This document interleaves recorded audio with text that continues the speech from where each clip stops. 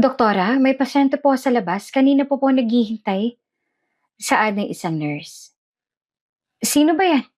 Sabihin mo maghintay sila. Hindi ko kailangang magmadali para sa kanila. Marami pa ako inaasikasong paperwork dito, oh. Saad ni Lizelle nang hindi man lang tumingin sa nurse. Pero Dok, mukhang mahina na po yata siya. Tsaka galing pa po sa malayo eh. Saad ulit ng nurse, na para bang nag-aalangan. Wala akong pakialam kung saan siya galing.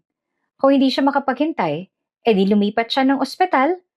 Hindi ako tumatanggap ng mga pasyenteng walang disiplina dito. Saad ni Lizelle, habang padabog na isinara ang kanyang folder. Next patient, muling sugaw ni Lizelle habang padabog na inaayos ang mga gamit sa kanyang mesa. Hindi kalaunan ay dahan-dahang bumukas ang pinto, tsaka dahan-dahang pumasok ang isang matandang babae. Gusot-gusot ang suot nitong lumang t-shirt, tsaka may mga punit ang laylayan ng kanyang maluwag na pantalon. Amoy kalsada ito. Pinaghalo-halong amoy ng anghit, usok, tsaka alikabok. Nakayuko ang matanda habang dahan-dahang humahakbang. Ano ba naman yan? Bakit ganyan ang itsura mo? Nurse, bakit niya pinapasok dito ang ganitong tao? Pasensya na po, doktora. Gusto ko lang po sana magpatingin kasi nahihirapan akong huminga. Mahinang saad ng matanda. Hindi to charity ward ano? Kung wala kang pambayad, doon ka sa public hospital pumunta. Huwag mong dudumihan yung klinik ko. Tingnan mo nga yung sarili mo. Amoy na amoy ka hanggang dito sa pwesto ko. Wala ka bang pamilya na mag-aasikaso sa'yo? Bakit hinahayaan kang gumala ng ganyan? Saad ni Lizelle habang nakataas ang kilay. Napakadumi mo, oh. Nakakadiri ka. Wala po akong matutuluyan, doktora. Wala rin po akong kamag-anak na gustong tumanggap sa akin kaya sa kalsada na lang po ako nakatira. Pero kailangan ko lang po talaga ng gamot. Paliwanag ng matanda habang pilit na tumatayo ng matuwid. Wala akong pakialam sa kwento mo. Marami akong pasyenteng nagbabayad ng tama na mas deserving ng oras ko. Lumabas ka na bago ko patawagin ng security para kaladkarin ka sa labas. Ang dumi-dumi mo. Saad ni Lizelle sabay turo sa pinto. Dahan-dahang tumalikod ang matanda. Lumabas siya ng clinic nang walang kibo. Habang si Lizelle naman ay patuloy sa pagrereklamo sa kanyang nurse tungkol sa pulubing pumasok sa clinic niya. Linisin niyo yung upuan na inupuan niya. I-disinfect ninyo ang buong kwarto. Ayoko ng mikrobyo dito. Saad ni Lizelle sa nurse. Opo, Doc, pasensya na po talaga. Saad ng nurse habang mabilis na kumukuha ng panlinis. Habang nag-aayos ng mga records, may napansin naman si Lizelle sa isang luma tsaka lukot na papel sa sahig. Malapit sa pintuan kung saan dumaan ang matanda. Padabog siyang tumayo para pulutin to na animong balak ng itapon ito sa basurahan. Pero bago niya nagawa yon, napansin niya ang isang pamilyar na sulat kamay. Binuksan niya ang papel, tsaka halos tumigil ang tibok ng puso niya nang makita kung ano nakasulat doon. Isa itong lumang class record, tsaka isang picture. Sa picture makikita ang isang batang babae na payat. Madungis, pero nakangiti habang kayakap ang isang teacher na suot na salamin. Sa likod ng picture may nakasulat na, para sa paborito kong estudyante, Lizelle, proud ako sa iyo anak. Ma'am Flor. Nanigas si Lizelle sa kanyang kinatatayuan nang maalala niya lahat ng alaala niya kay Flor. Hindi pwede. Si Ma'am Flor ba? Bulong ni Lizelle habang nanginginig ang kanyang mga kamay. Hello mga ka-Ate Jane! Welcome back to the channel! Kamusta po kayo? Sana'y okay kayong lahat. Good morning, good afternoon, good evening. Saang lupalop man kayo naroroon. Comment nyo naman sa baba kung taga saan kayo at mula saan kayo habang nanonood ng video na ito. At anong oras na sa inyo dyan? Ngayon ay 8:00 na habang ginagawa ko tong video na to. Nagbabalik na naman po si Ate Jane at maghandog sa inyong panibagong kwento. Ang bida sa ating kwento ngayong araw ay si Lizelle, at ang title ng ating kwento ay Doktor na Masungit, Tinaboy ang Pulubing Pasyente na Kanyang Retired na Guru Pala. Very interesting.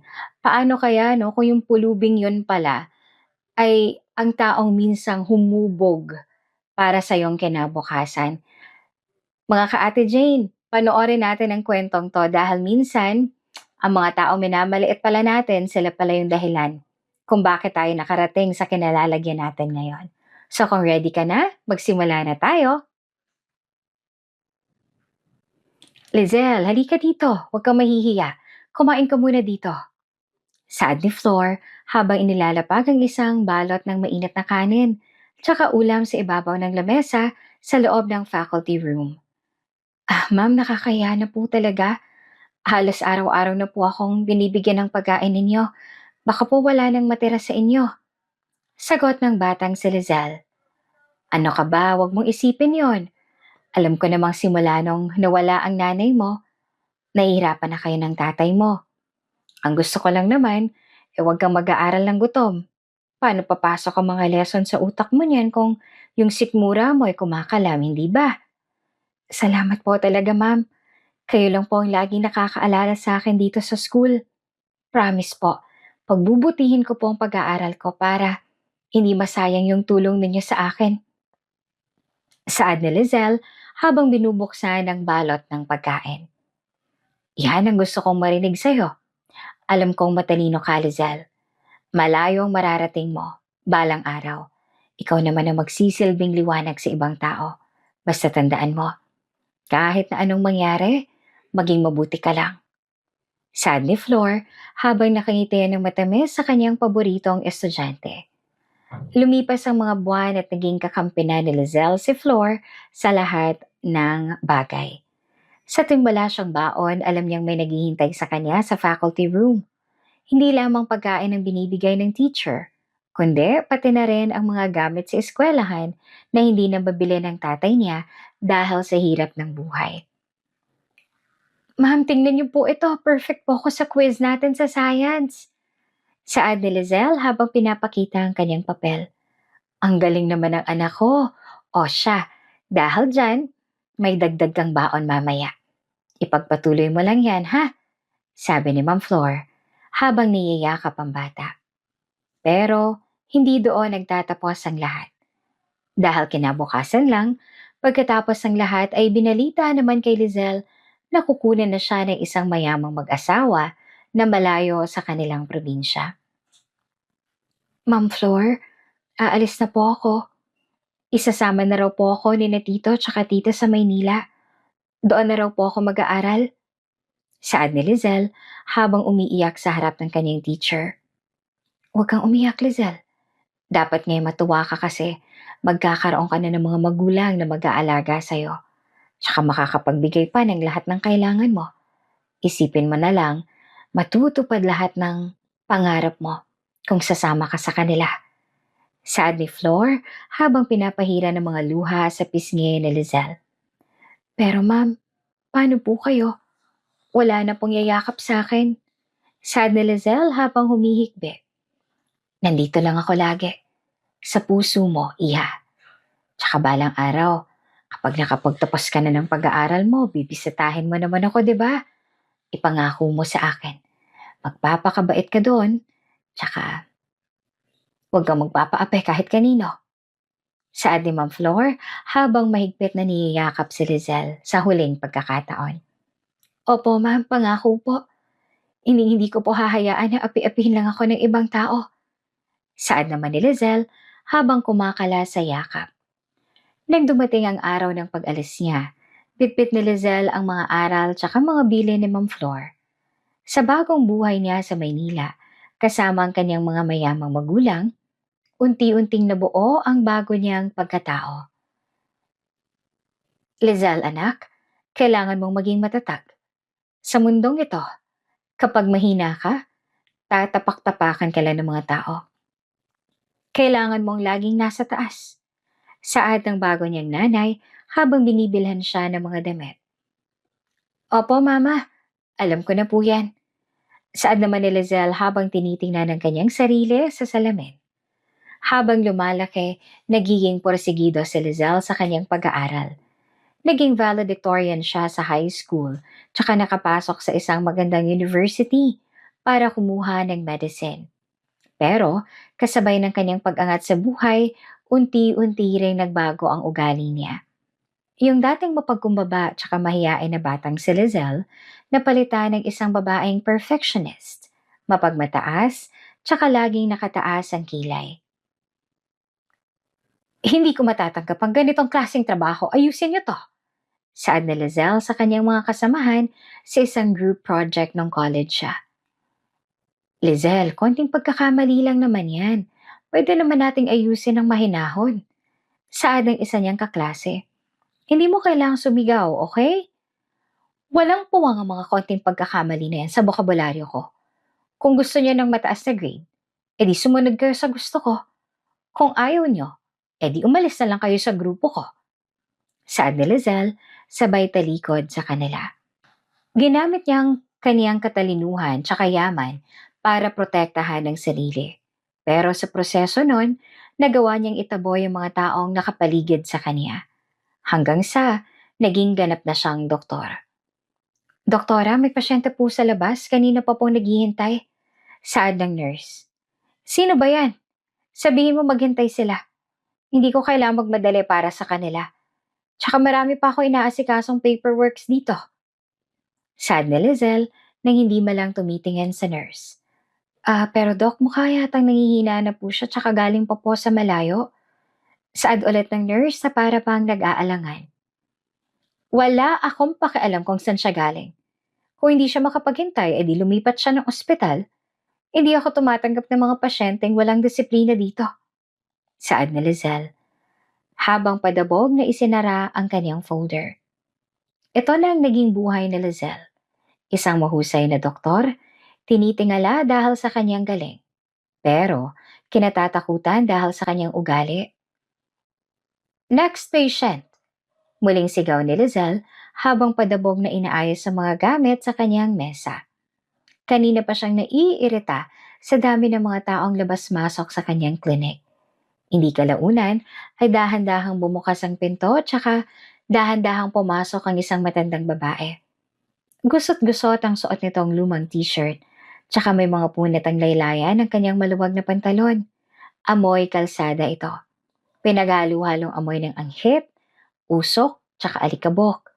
Nakayuko ang matanda habang dahan-dahang humahakbang. Ano ba naman yan? Bakit ganyan ang itsura mo? Nurse? Bakit niyo pinapasok dito ang taong to? Sigaw ni Lizelle nang hindi malang tinitingnan ang mukha ng matanda. Agad siyang kumuha ng alkohol, tsaka nag-spray sa hangin na para bang diring-dire sa presensya ng taong nasa harap niya. Pasensya na po, doktora.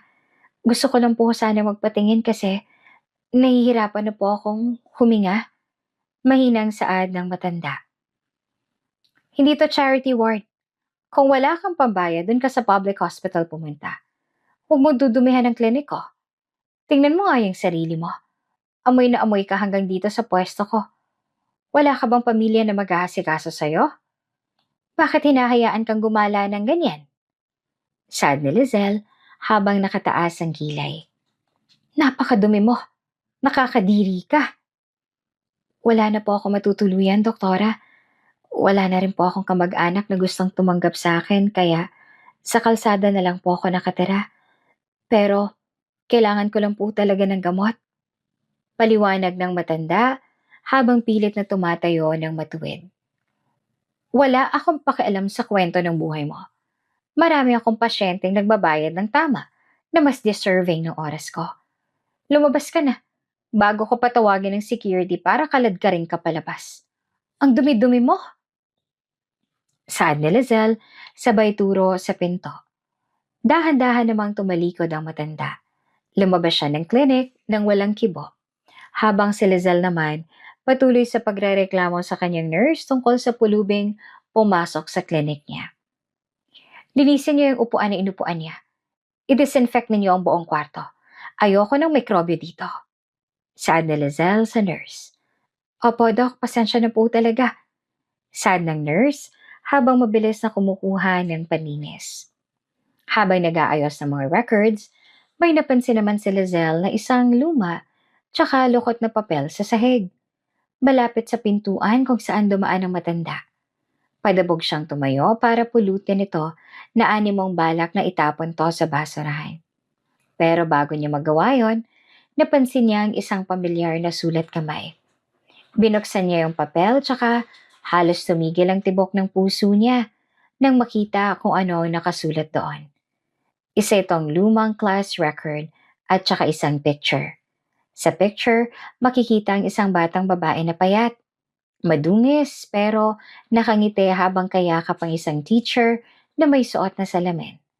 Sa likod ng picture ay may nakasulat na, "Para sa paborito kong estudyante, Lizelle, proud ako sa'yo anak, Ma'am Flor." Nanigas si Lizelle sa kanyang kinatatayuan nang maalala niya lahat ng alaala niya kay Flor. Hindi, hindi pwede. Si Ma'am Flor ba? Bulong ni Lizelle habang nanginginig ang kanyang mga kamay. Agad niyang binuksan ang pinto ng kanyang clinic tsaka tumakbo palabas na hallway. Nurse, nasan yung matandang babae kanina? Yung pinalabas ko, nasan siya? Sigaw ni Lizelle sa mga staff na nagulat sa biglang pagbabago ng kanyang kilos. Doc, umalis na po. Mukhang papunta po siya sa sakayan ng jeep sa labas. Pero parang hirap na po siyang maglakad eh. Saan ng isang security guard. Hindi na nag-isip pa si Lizelle.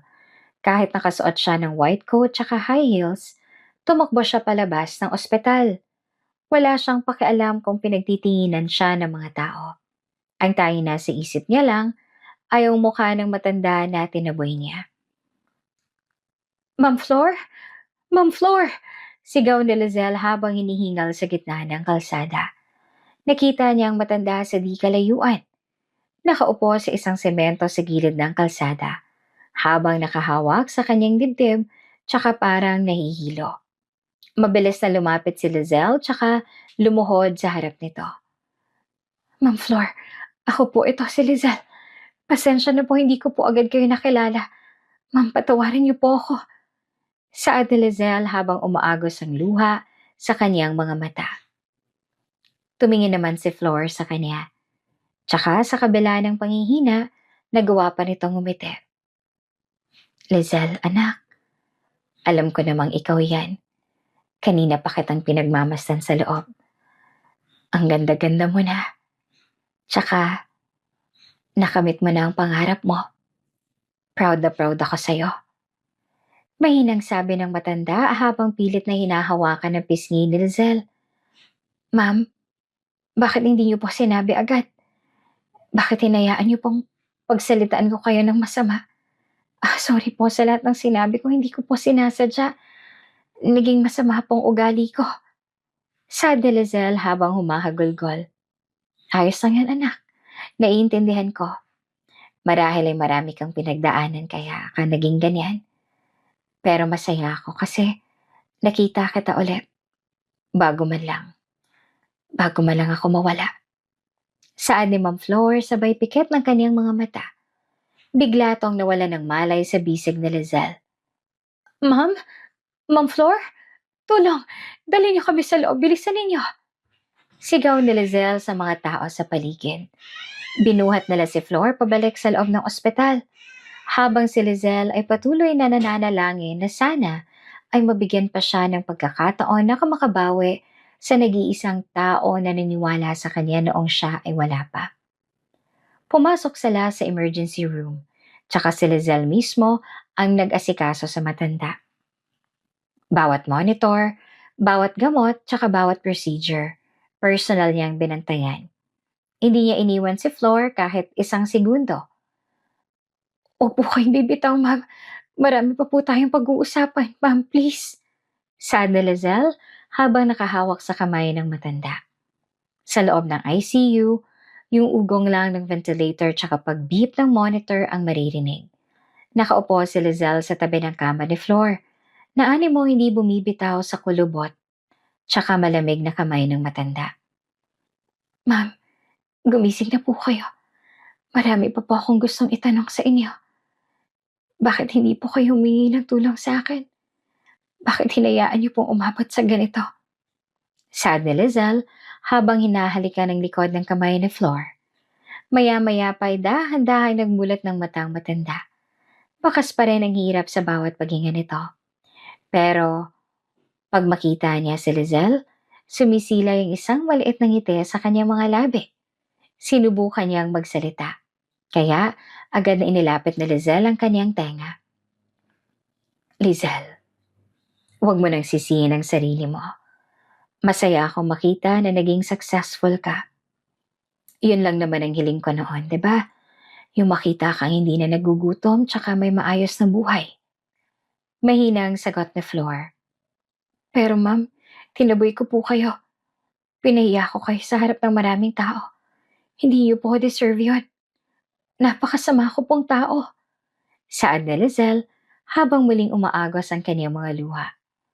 Anak, ang mahalaga nandito ka na ngayon. Hindi ko naman sinabi agad kasi ayoko namang maging pabigat sa'yo. Alam kong busy kang tao tsaka marami kang ginagawa. Nakita ko sa labas ang pangalan mo, sabi ko sa sarili ko, iyan yung batang binibigyan ko ng ulam noon. Ang galing mo, Lizelle. Napakagaling mo. Sad na Flor na may halong pagmamalaki sa boses. Ma'am, paano po kayo nauwi sa kalsada? Yung alam ko po, regular teacher kayo sa probinsya. Di ba? Tanong ni Lizelle na pilit na inililihis ang usapan para hindi siya masyadong lumunin ng guilt. Maraming nangyari, anak. Pagkatapos mong umalis, nagkaroon ng malaking problema sa school. Maraming tinanggal na teacher dahil sa kakulangan ng pondo.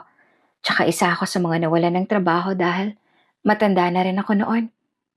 Sinubukan kong maghanap ng ibang trabaho pero sino pa bang kukuha sa isang matandang teacher na marami na ring iniindang sakit?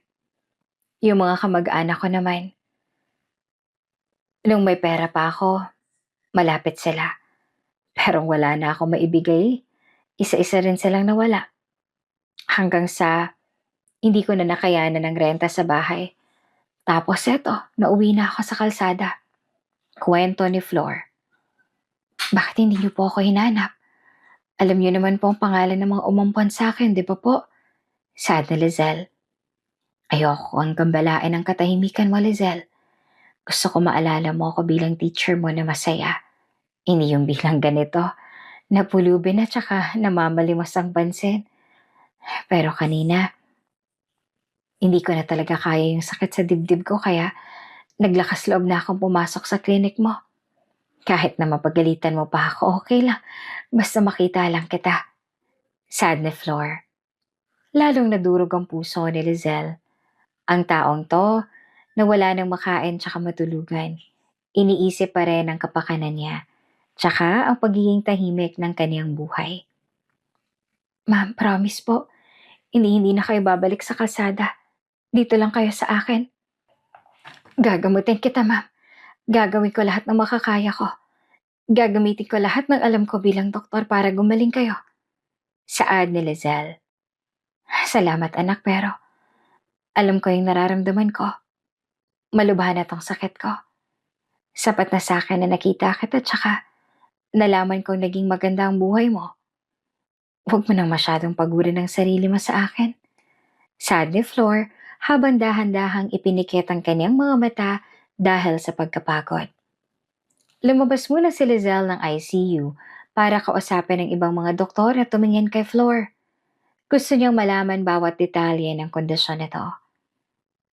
Doc Lizelle, base sa tests, malubha na ang heart condition ni Mrs. Flor.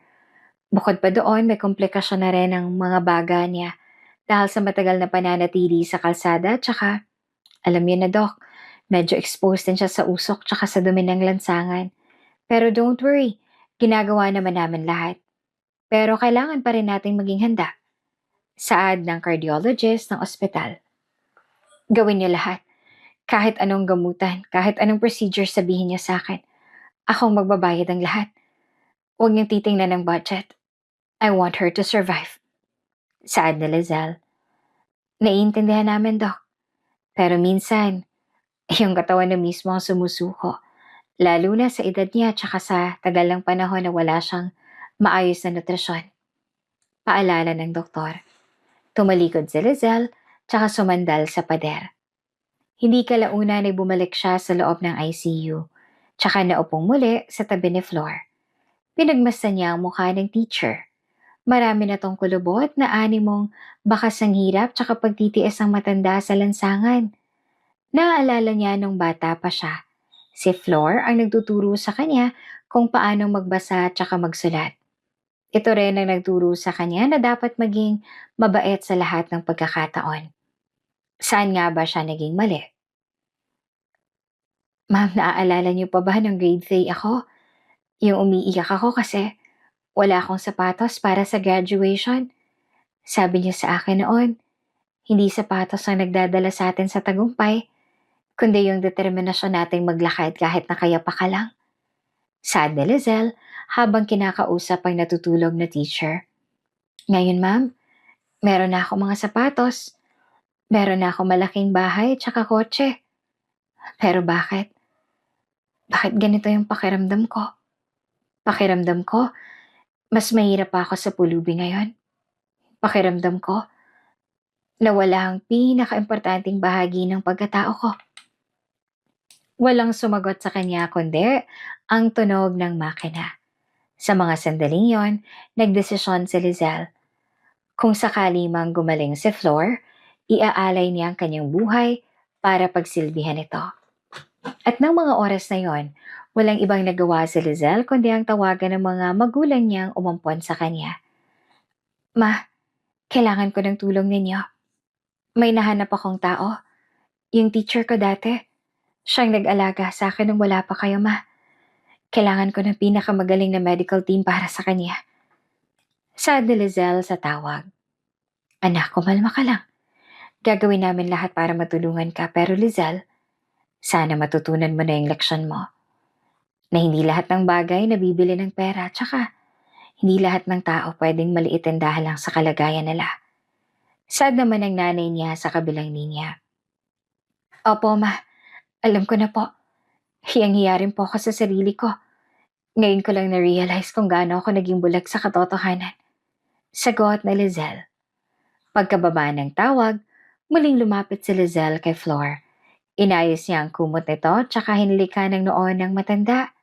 Sa labas ng kwarto, yung mga nurse tsaka staff na dati takot sa kanya ay nagtataka sa kanilang nakikita. Sino nga bang mag-aakala na yung doktor ang kinatatakutan ng lahat?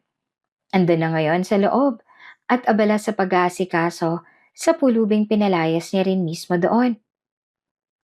Huwag po kayo sumuko, ma'am. Promise magbabago po ako. Magiging proud po kayo sa akin. Hindi lang dahil sa doktor na ako, kundi dahil sa naging tao ulit ako. Bulong ni Lizelle. Madaling araw na, pero dilat na dilat pa rin ang mga mata ni Lizelle habang nakaupo sa sahig, habang nakasandal ang ulo sa gilid ng kama ni Flor. Hindi niya pinapansin ang lamig ng aircon o ang tigas ng sahig. Ang tanging mahalaga sa kanya ay ang maramdaman ng init ng kamay ng matanda. Sa bawat pagpikit niya, naalala niya mga eksena sa klinik kanina. Ang boses niyang puno ng galit. Ang mukha niyang nakangiwi sa pandidiri. Tsaka ang pagtaboy niya sa taong wala na bang ibang matakbuhan kundi siya. Lord, huwag niyo po muna siyang kunin. Hayaan niyo po muna akong bumawi. Kahit isang buwan lang. Kahit isang linggo lang. Basta maipadama ko sa kanya na hindi ko nakalimutan lahat na ibinigay niya sa akin noon. Hayaan niyo po muna ako makabawi sa kanya, Lord. Bulong ni Lizelle. Dahan-dahang gumalaw mga daliri ni Flor. Agad na tumayo si Lizelle, tsaka inilapit ang mukha sa matanda. Nakita niyang bahagyang bumuka sa mga mata nito. Tsaka kahit may oxygen mask, bakas ang lungkot sa kanyang mga tingin. Inalis ni Lizelle ang dahan-dahan ng mask para makapagsalita ang teacher, kahit sandali lang. Lizelle, bakit hindi ka pa natutulog? May pasok ka pa bukas, di ba? Marami kang pasyenteng kailangang gamutin. Mahinang saad na Flor. Ma'am, huwag niyo na po akong isipin. Dito lang po ako sa tabi ninyo. Hindi po ako aalis. Kayo po ang pasyente ko ngayon, tsaka kayo po ang pinaka-importante sa lahat. Sagot ni Lizelle habang pinupunasan ng pawis sa noo ng matanda gamit ang malinis na bimpo. Alam mo anak, nung nakita kita sa dyaryo noong nakaraang taon, nung nanalo ka ng award, ginupit ko yung picture mo. Itinago ko yon sa bag ko. Kahit nung nawalan ako ng bahay tsaka napunta sa kalsada, yung dyaryo na yon ang lagi kong tinitingnan kapag giniginaw ako sa gabi. Estudyante ko to. Estudyante ko tong doktor na to. Huwag ka nang umiyak at magsisi, nak.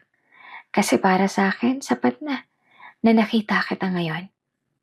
Saad ni Flor habang ang hininga ay parang kinakapos na. Ma'am, bakit po kayo ganyan? Sinigawan ko kayo kanina. Sinabihan ko kayo ng masasakit na salita. Bakit hindi ho kayo nagagalit sa akin? Bakit proud pa rin kayo sa akin kahit naging masama ang ugali ko? Tanong ni Lizelle na noong mga oras na yon ay humahagulgol na. Dahil alam ko kung sino kang talaga, Lizelle. Alam ko yung batang mahihain ka sa kasama ko noon, nandyan pa rin sa loob mo. Natatakot ka lang na masaktan ulit kaya naglagay ka ng pader sa paligid mo.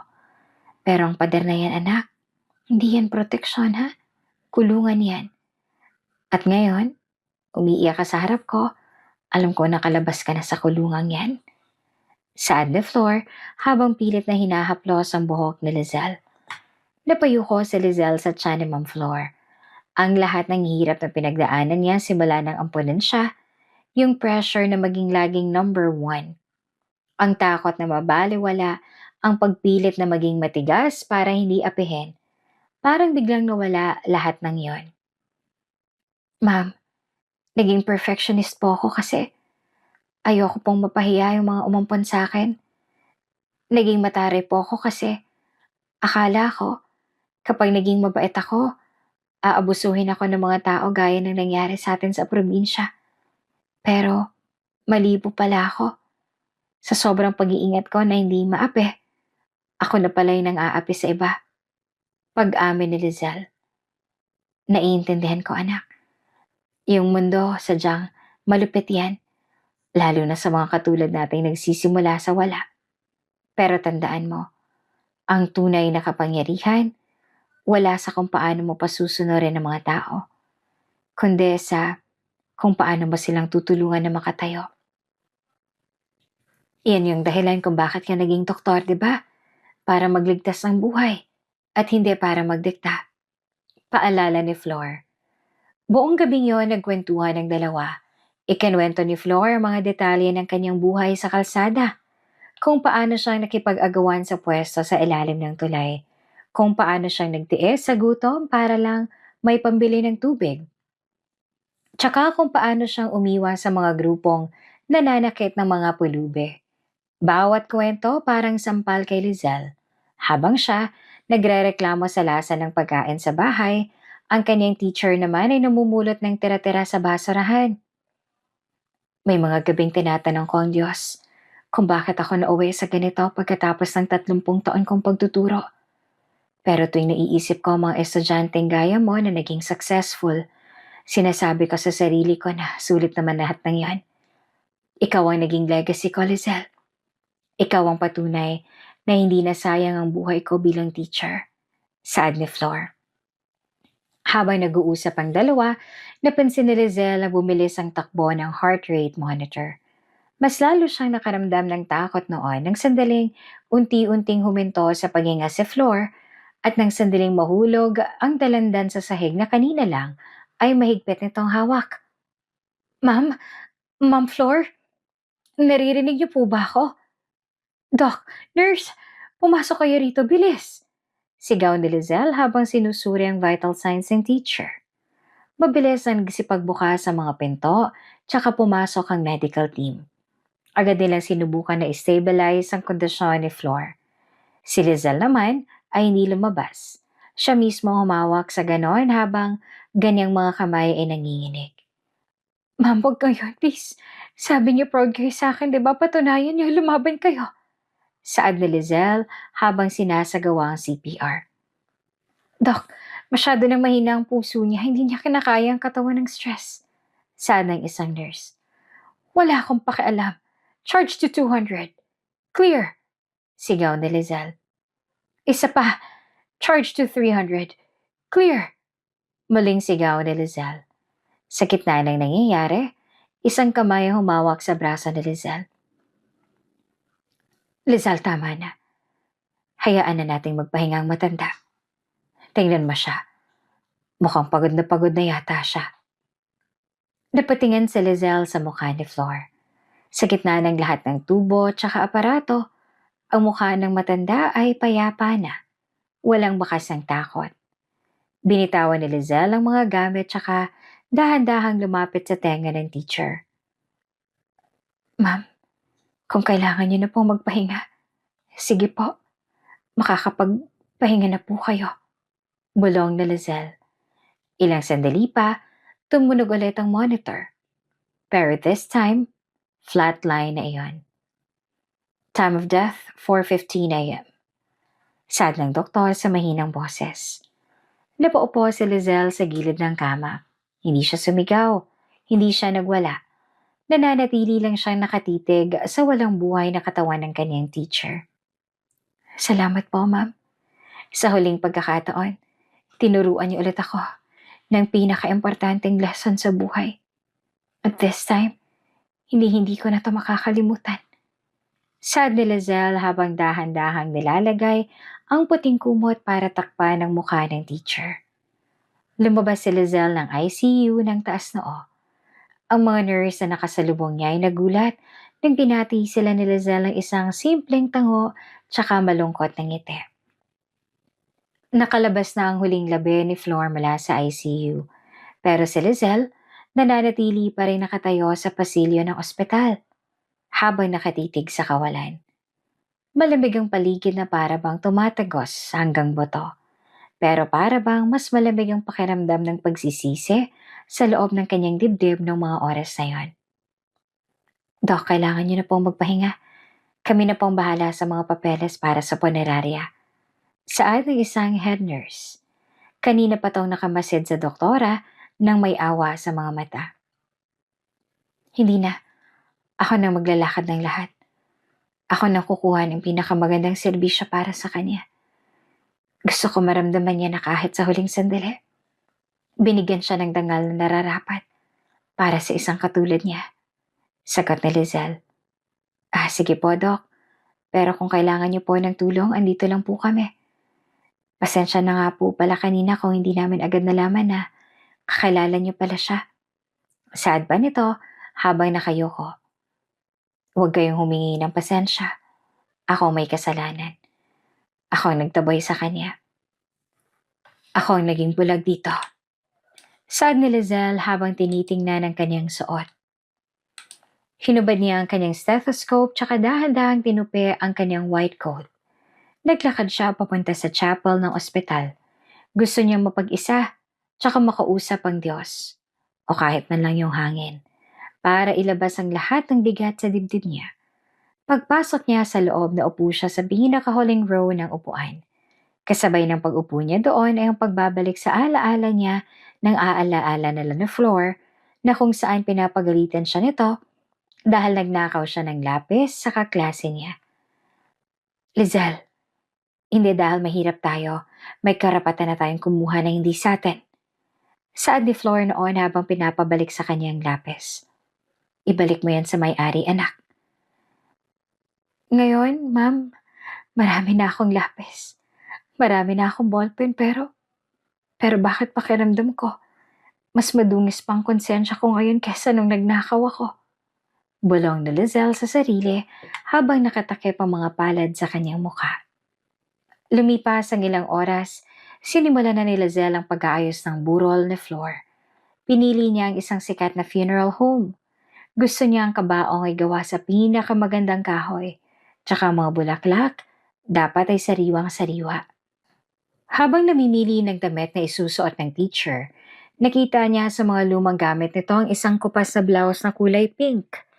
Ito ang paboritong suot ni Flor tuwing may recognition day sa school nila noon. Kahit luma na, tsaka may mantsa ng duha. Ito ang pinili ni Lizelle. Ito ang gusto niyang isuot. Dito siya komportable. Saad ni Lizelle sa staff ng funeral home. Habang naghihintay ng maayos lahat, bumalik si Lizelle sa ospital para tapusin ang kanyang mga obligasyon. Pero sa paglalakad niya sa mga ward, iba na ang pakiramdam niya. Nakita niya ang isang matandang lalaki na nakaupo sa sahig dahil puno yung mga bench. Dati, sisigawan niya to tsaka sasabihang huwag humarang sa daan. Pero ngayon, nilapitan niya to. Lolo, halika po dito. Doon po kayo maupo sa loob ng office ko habang naghihintay kayo ng tawag. Malamig po doon tsaka may tubig. Saad ni Lizelle. Sigurado po ba kayo, doktora? Baka po madumihan ang upuan ninyo. Hindi po, Lolo. Halika na po. Saad ni Lizelle, sabay alalay sa matanda. Yung mga kasamahan niyang doktor ay nagbubulungan ng makita iyon. Ano nangyari kay doktora? Bakit biglang bumait yata? Dahil ba doon sa pulubing namatay? Tanong ng isa. Siguro natauhan. Grabe rin naman kasi yung nangyari. Teacher niya pala yon tapos tinaboy niya. Kung ako yon, baka hindi na ako makatulog habang buhay. Sagot naman ng isa pa. Naririnig ni Lizelle ang mga bulong-bulungan. Pero hindi siya nagagalit. Tinatanggap niya bawat salita bilang parusa tsaka paalala. Alam niya matatagalan bago niya mabawi ang tiwala ng mga tao. Tsaka mas matatagalan bago niya mapatawad ang sarili niya. Nang gabi ring yun, nagsimula ang burol ni Flor. Si Lizelle lang nandoon nung una. Pinagbasa niya ang mukha ng teacher sa loob ng kabaong. Mukha tong mahimbing na natutulog. Wala na yung hirap na nakita niya sa kalsada kanina. Inilagay ni Lizelle sa tabi ng kamay ni Flor ang isang ballpen tsaka isang maliit na notebook. Para po sa susunod yung klase sa langit, ma'am. Salamat po sa lahat. Saad niya. Maya-maya ay may mga dumating na mga tao. Mga dating estudyante yun ni Flor na nabalitaan ang nangyari sa social media dahil sa post ng isang nurse sa ospital. Isa-isa silang lumapit kay Lizelle habang ang iba ay nagpapasalamat. Ang iba naman ay nagtatanong kung paanong nauwi sa kalsada ang kanilang paboritong teacher. Doc Lizelle, salamat po at inasikaso niyo si Ma'am Flor. Siya po ang dahilan kung bakit ako naging engineer ngayon. Sabi niya sa akin, huwag daw akong susuko kahit wala kaming pambayad ng tuition. Saad ng isang lalaki. Last year ko pa siya hinahanap para pasalamatan kaso mukhang nahuli na rin ako. Dagdag pa nito habang may lungkot sa kanyang mga mata. Doon lalong naramdaman ni Lizelle ang bigat ng kanyang nagawa. Lahat ng mga taong to may magandang alaala kay Flor. Habang ang huling alaala ng teacher sa kanya ang pagiging mapang-api niya pa. Gusto niyang sumigaw. Gusto niyang sabihin sa lahat na hindi siya karapat-dapat sa pasasalamat nila dahil siya ang huling taong nanakit sa teacher na to bago to namatay. Pero sa halip na gawin yon, nanatili siyang tahimik tsaka tinanggap lahat ng pakikiramay. Lizelle anak, tawag ng kanyang adoptive mother na kadarating lang sa burol. Niyakap siya nito ng mahigpit. Alam kong nararamdaman mo, pero tandaan mo ha, pinatawad ka na ni Ma'am Flor bago pa man siya pumikit. Nakita ko sa mga mata niya nung huli mo kaming tinawagan. Ang hiling lang niya, magpatuloy ka. Ma, paano naman ako magpapatuloy kung bawat tingin ko sa salamin, nakikita ko yung doktora na nanigaw sa kanya. Paano ko mabubura yung amoy ng kalsada na pinandirihan ko lang kanina? Samantalang, yun pala yung amoy ng taong nagmahal sa akin nung una pa lang. Tanong ni Lizelle, habang nakasandal sa balikat ng nanay niya. Hindi mo mabubura yan, Lizelle. Pero, pwede mong gamitin yan para maging mas mabuting tao. Yung amoy na yon, yun ang magpapaalala sa'yo sa bawat pasyenteng papasok sa klinik mo. May kwento, may pinagdaraanan, tsaka may taong nagmamahal sa kanila. Huwag mong hahayaan na maging doktor ka lang. Maging tao ka rin. Payo ng nanay niya. Nang gabing yon, habang nakaupo sa tabi ng kabaong, Kinuha ni Lizelle ang kanyang cellphone. Nag-post siya sa kanyang social media account. Hindi tungkol sa kanyang awards, kundi tungkol sa kanyang pagkakamali. Mula ngayon, every Saturday magkakaroon ako ng free check-ups tsaka medical mission sa mga kalsada. Para to kay Ma'am Flor, yung kaisa-isang tao na nagturo sa akin na maging mabait kahit na anong mangyari. Post na Lizelle. Maraming nag-react, maraming nambash. Pero mas maraming na-inspire. Alam ni Lizelle na hindi sapat ang isang post para itama ang lahat. Kaya naman, doon na nabuo ang plano sa isip niya noong mga oras na yon. Naging mabigat ang sunod na araw para kay Lizelle habang nagpapatuloy ang burol na floor. Hindi siya umaalis sa tabi ng kabaong. Maliban na lang kung kailangan siyang bumalik sa ospital para sa mga operasyong hindi pwedeng ipagpaliban. Pero kahit nasa loob siya ng operating room, iba na ang aura niya. Wala nang dating doktora na naninigaw kapag may konting pagkakamali ang nurse sa pag-abot ng scalpel. Sa halip, isang kalmado tsaka mapagpasensyang Lizelle na ang nakikita nila. Hapon yon, habang nag-aayos siya ng mga gamit ni Flor na nakuha mula sa kalsada. May nakita siyang isang maliit tsaka maduming wallet. Sa loob nito ay wala namang pera pero may isang listahan ng mga pangalan. Mga pangalan ng kanyang dating estudyante tsaka sa tapat ng bawat pangalan ay may nakasulat na maikling panalangin. Lizelle, sana maging ligtas siya at sana wag siyang makalimot na maging mabuti. Basa ni Lizelle sa sulat kamay ni Flor. Napahagulgol siya sa gitna ng chapel. Pakiramdam niya, hindi siya karapat-dapat sa panalangin yon. Paano nagawa ng isang taong tinaboy niya na ipagdasal pa rin ang kanyang kaligtasan? Doc, may naghahanap po sa inyo sa labas. Matanda rin po, galing daw sa probinsya ninyo. Saad ng isang staff ng funeral home. Agad naman na tumayo si Lizelle, tsaka pinunasan ng kanyang mga luha. Paglabas niya, nakita niya si Isabel, ang dating tendera sa tapat ng kanilang school noon. Auntie Isabel, naparito po kayo.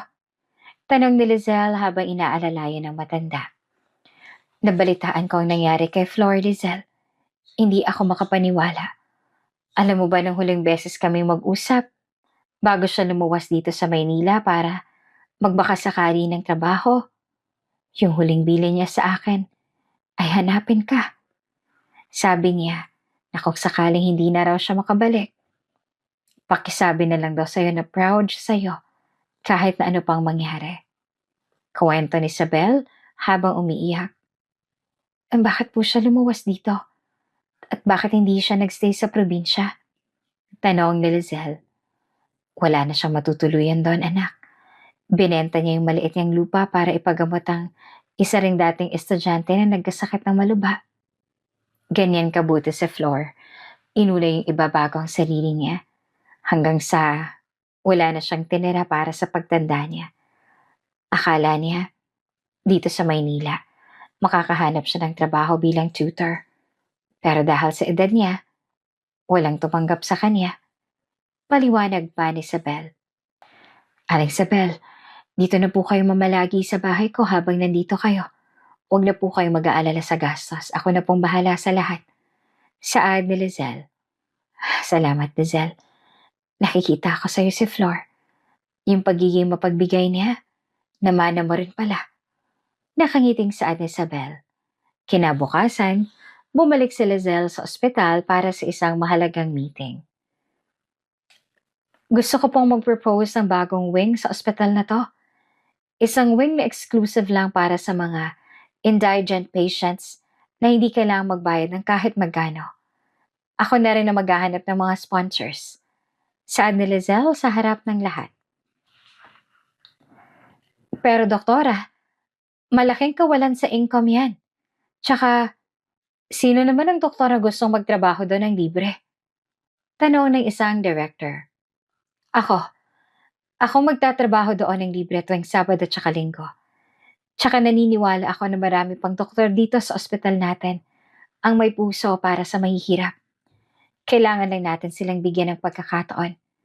Kung ayaw niyo pong suportahan to, handa ako mag-resign. Tsaka itayo ang sarili kong clinic sa kalsada mismo. Sagot ni Lizelle. Nagkatinginan ng mga directors.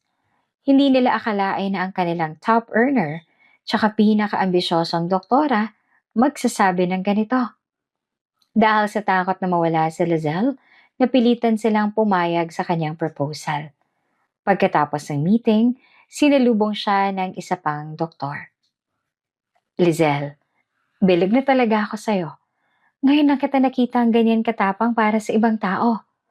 Kung kailangan mo ng volunteer sa bagong wing, ilista mo na ang pangalan ko. Salamat, Dok. Hindi ko to magagawa kung wala kayo. Nakangiting saad na Lizelle.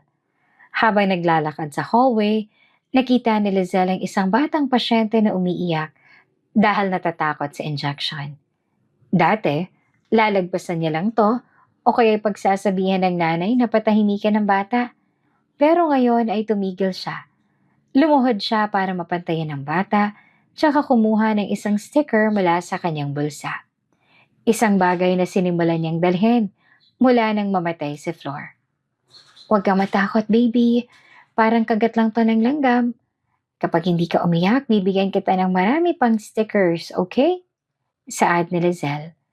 Tumigil ang bata sa pag-iyak, tsaka tumingin sa kanya. Talaga po, ate? Oo naman. Tsaka pagkatapos nito, pwede ka nang kumuha ng candy sa klinik ko. Sagot pa ni Lizelle. Napangiti ang nanay ng bata sa narinig, lalo na nang tumigil sa pag-iyak ang bata. Salamat po, Doc. Napakabait niyo po. Pasasalamat ito sa kanya na nakangiti ng tinanguan.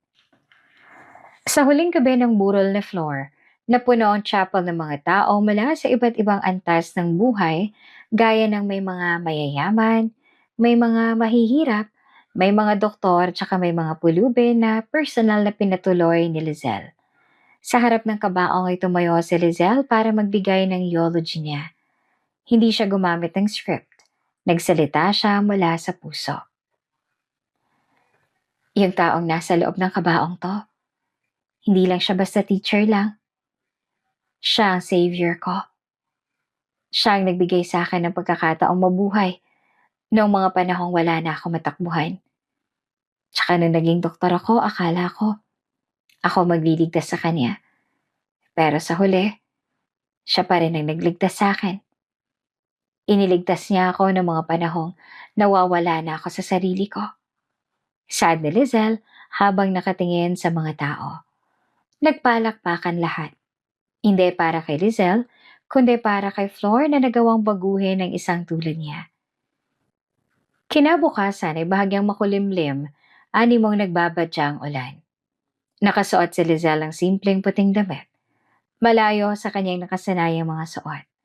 Habang naglalakad siya sa likod ng karo, napansin niya ang dami ng taong sumama sa libing. Hindi lang to mga dating estudyante o katrabaho ni Flor. May mga batang kalye, mga tendera, tsaka mga taong hindi niya kilala pero bakas ang lungkot sa mga mukha. Ma'am, tingnan niyo po. Ang daming nagmamahal sa inyo. Bulong ni Lizelle habang nakahawak sa gilid ng karo. Nang makarating sila sa sementeryo, isang maikling seremonya ang idinaos doon. Pinagmasdan ni Lizelle ang kabaong habang dahan-dahang ibinaba sa huling hantungan nito. Salamat po, ma'am. Hindi ko po kayo makakalimutan. Sad ni Lizelle habang nilalagay ang huling peraso ng puting rosas sa ibabaw ng punton. Pagkatapos ng libing, hindi agad umuwi si Lizelle.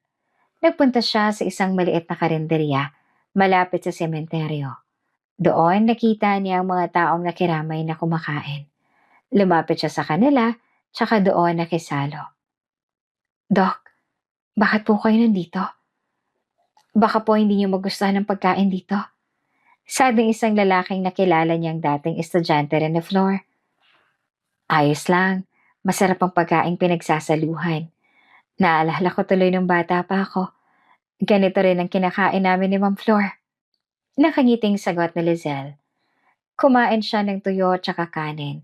Yung mismong pagkain madalas ibigay sa kanya ng teacher noon. Sa bawat subo ay parang bumabalik lahat ng alaala ng ganyang kabataan. Pagbalik niya sa ospital kinabukasan, ay agad niyang pinatawag ang kanyang secretary. I-cancel mo lahat ng appointments ko sa mga cosmetic consultations ngayong linggo. Gusto ko munang mag-focus sa pag-aayos ng gagawing wing dito sa ospital. Tsaka, tawagan mo yung HR.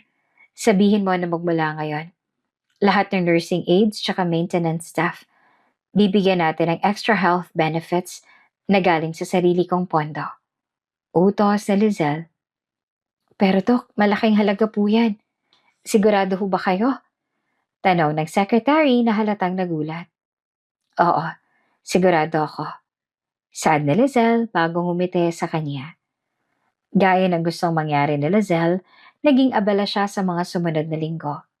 Naging abala siya sa mga free check-ups at consultation niya. Tsaka kasabay nito ay naging abala rin siya sa pag-aasikaso sa gagawing wing ng ospital.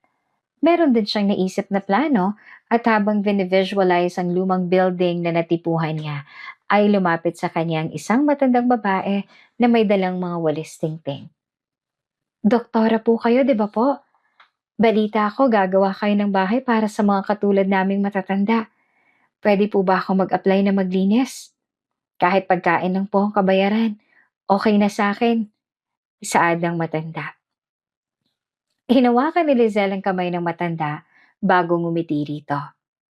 Lola, hindi niyo ho kailangang magtrabaho para magkaroon ng matutuluyan. Tsaka huwag niyo pong isipin ng pambayad kasi ako na po magiging bahala sa lahat. Napaiyak ang matanda tsaka niyakap si Lizelle na ikinangiti naman ito. Salamat po, Doktora. Akala ko'y wala na nakakakita sa aming mga nasa kalsada. Nakikita ako na po kayo ngayon, Lola. Tsaka, hindi ko na po ipipikit ang mga mata ko sa mga kagaya ninyo. Tugon ni Lizelle. Pagkatapos noon ay sinimulan na rin ni Lizelle ang kanyang free check-ups every week. Noong una, kukunti lang dumating dahil siguro sa takot sa kanyang dating reputasyon. Pero, hindi doon sumuko si Lizelle. Siya mismo ang lumabas sa kalsada para mag-imbita ng mga pasyente. Nakita niya ang isang pamilyang natutulog sa ilalim ng tulay. Ang tatay may malubhang upo, ang nanay naman ay halatang pagod, tsaka ang mga bata ay mukhang madungis. Magandang umaga po, ako po si Dr. Lizelle. Meron po kaming libreng check-up sa ospital sa kanto. Kung gusto po ninyo, sumama po kayo sa akin. Libre po lahat pati gamot tsaka pagkain na rin. Masayang saad ni Lizelle. Tumingin ang tatay niya na may pag-aalinlangan.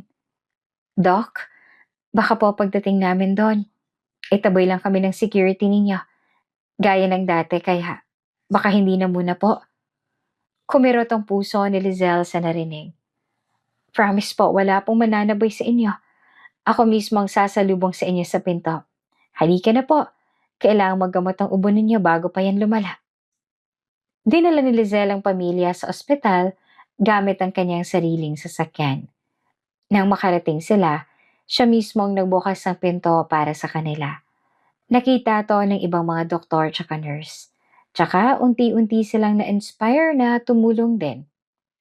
Lizelle, tama ka nga.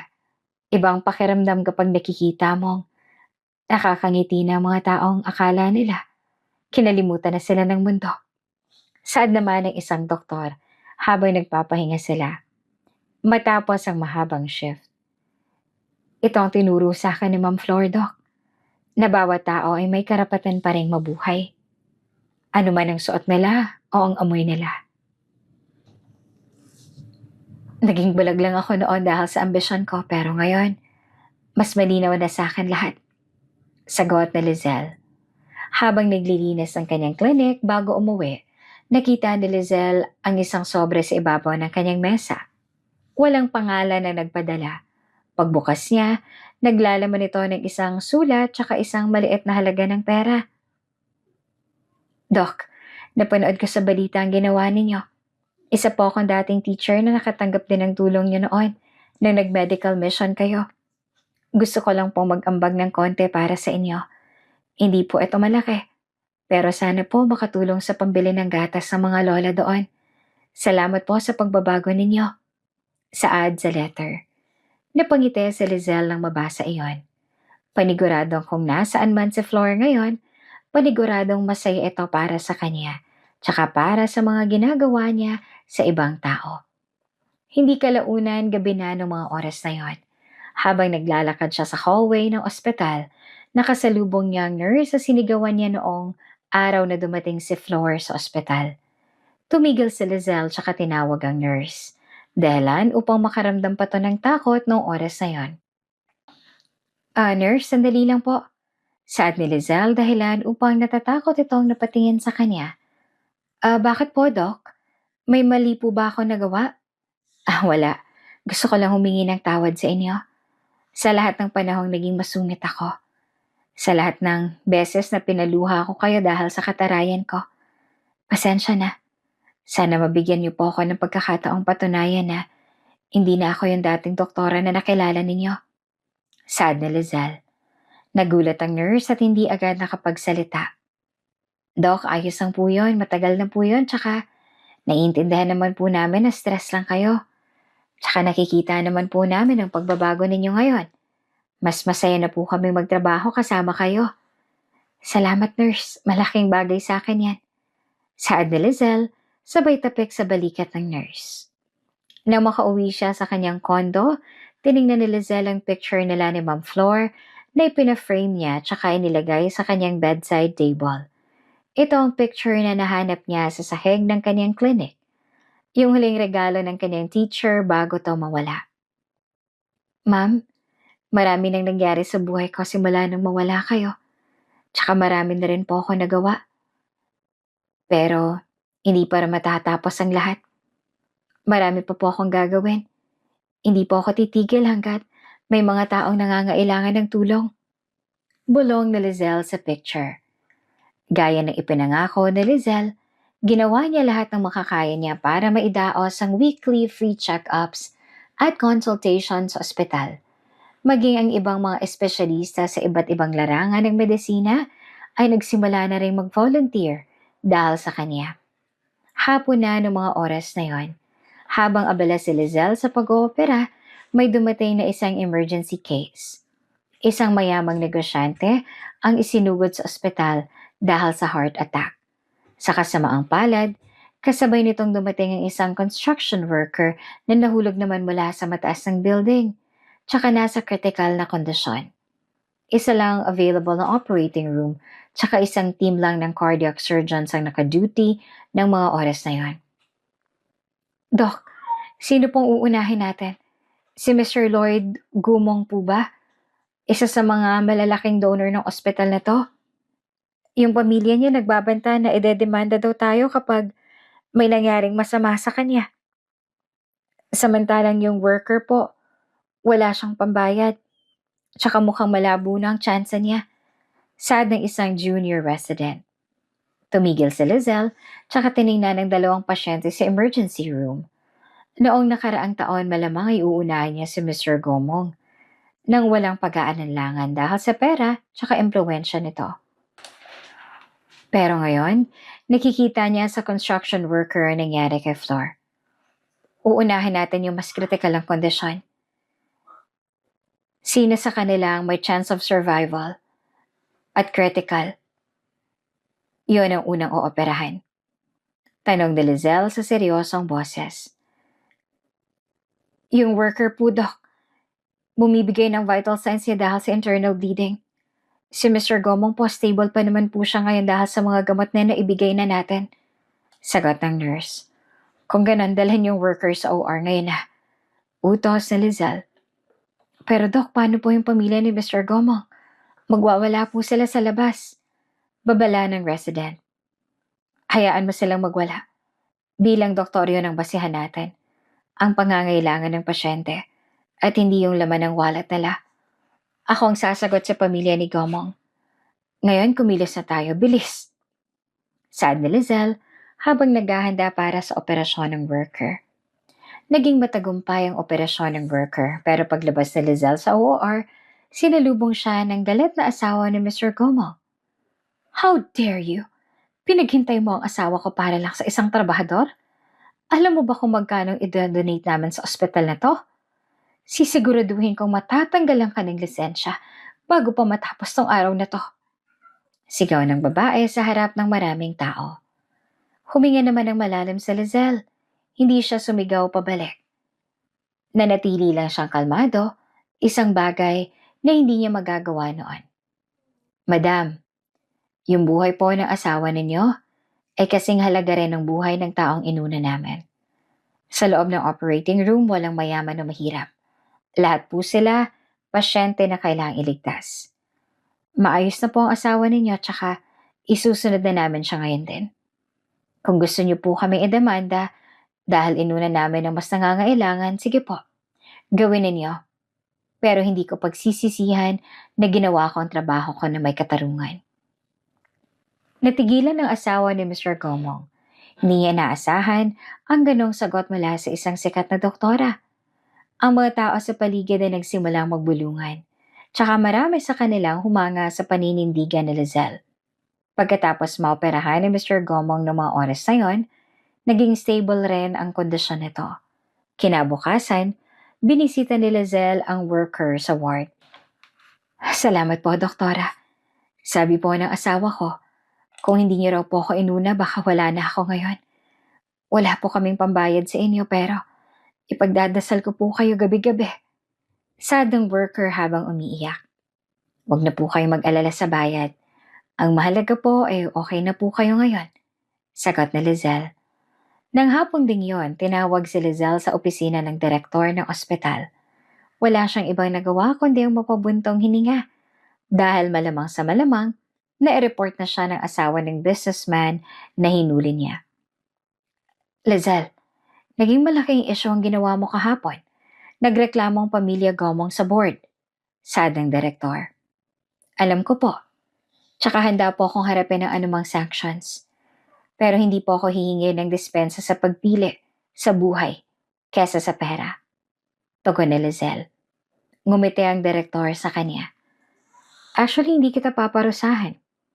Gusto ko lang sabihin na dahil sa ginawa mo, marami pang ibang donors ang tumawag sa amin. Sabi nila, gusto raw nilang mag-donate sa isang ospital na may doktor na kagaya mo. Mr. Gomong himself sent a letter this morning.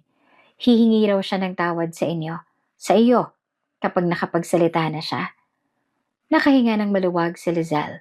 Nang marinig iyon, kinagabihan, habang naglalakad si Lizelle pauwi, nakita niya ang isang matandang babae na nakaupo sa kanto na para bang nagugutom. Agad siyang bumili ng pagkain sa malapit na fast food tsaka lumapit sa matanda. Lola, kain po muna kayo. Saad ni Lizelle habang inaabot ang pagkain. Tumingin naman ang matanda sa kanya nang may pagpapasalamat.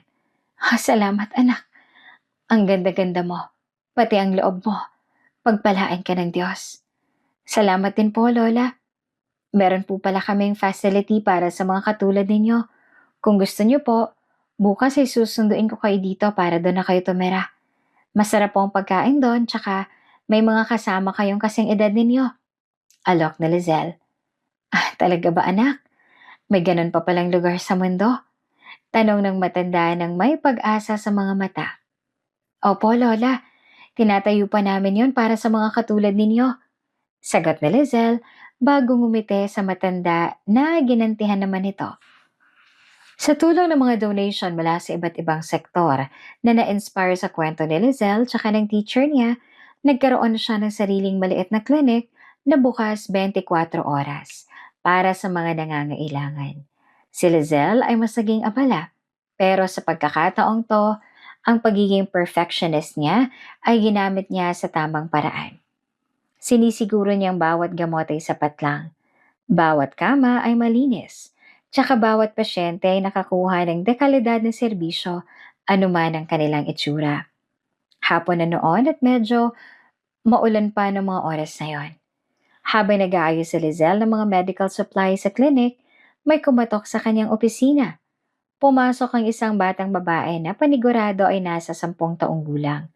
Basang-basa ito sa ulan, tsaka bahagya na rin nanginginig ng mga oras na yon. Dok, tulungan niyo po ang lolo ko. Ayaw po siyang tanggapin sa malaking ospital sa kanto kasi wala raw po kaming pang down payment.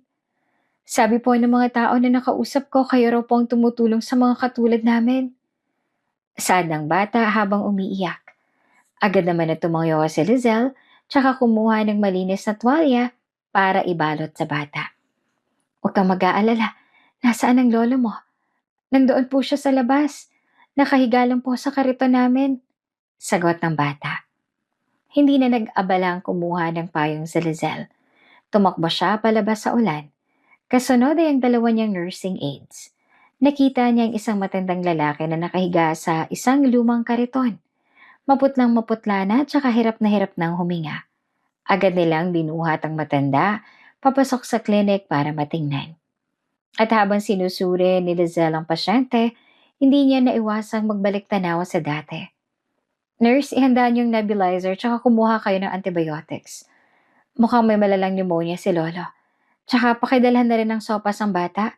Mukhang kanina pa siya hindi kumakain. Utos ni Lizelle habang mabilis na kumikilos. Salamat po, Doc. Akala ko po, hahayaan niyo na lang kaming mamatay sa kalsada. Saad ng bata habang humihigop ng sabaw sa tabi ng kama ng kaniyang lolo. Hindi mangyayari yon hanggat nandito ako, sagot ni Lizelle. Gaya ng pinangako ni Lizelle, naging hands-on siya sa lahat.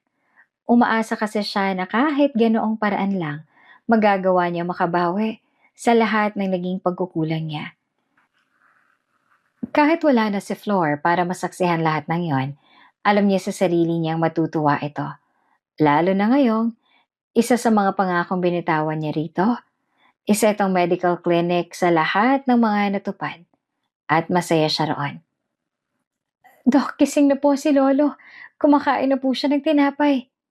Agad na pumunta si Lizelle sa ward tsaka nakita ang matanda na nakaupo na at may kulay na rin ng pisngi. Salamat po, Dok. Kayo po palang sinasabi ng apo ko na anghel. Totoo nga po. Napakabuti ninyo. Saad ng matanda. Wala po yun, Lolo. Magpalakas po kayo para makapaglaro po kayo ng apo ninyo. Sagot ni Lizelle bago ngumiti sa matanda.